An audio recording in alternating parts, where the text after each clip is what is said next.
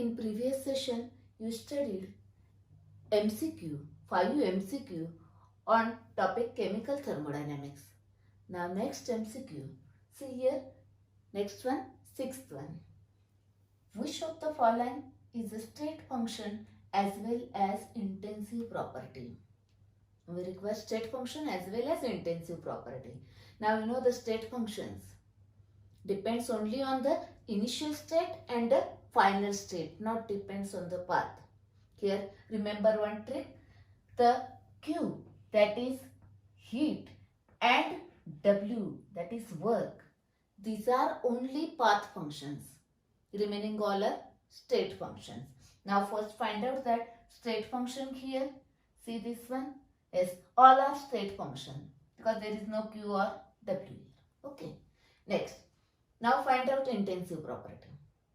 Intensive means I, independent on the amount of substance, are intensive property.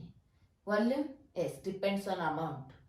Temperature, independent on the amount of the substance. Therefore, it is a intensive. But remember, always read all the options. Next one is internal energy. It is a extensive. Enthalpy, extensive, depends on the amount. Therefore, our answer is temperature, that is B option. Okay. For detailed study, for detailed information, refer lecture number 2 of topic chemical thermodynamics, theory part. Okay. Next.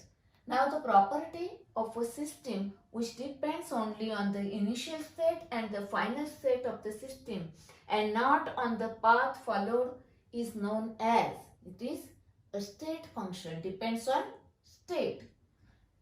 Then is path function no, state function no, then it is a state function. Okay, the answer is state function. It is not a standard function. Okay. Next, which depends on the path, it is a path function. Which depends on the state, it is a state function.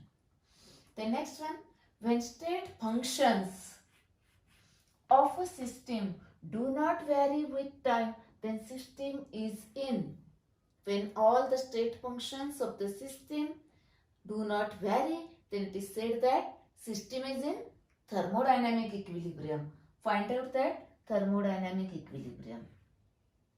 Now, here I want to explain some extra information. See here, suppose this is the system with its chemical composition C, then temperature T, pressure P and volume V.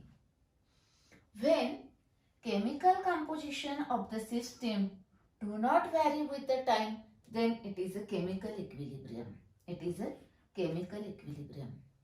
When temperature of the system do not vary with the time, that is temperature of the system remains constant, then it is thermal equilibrium.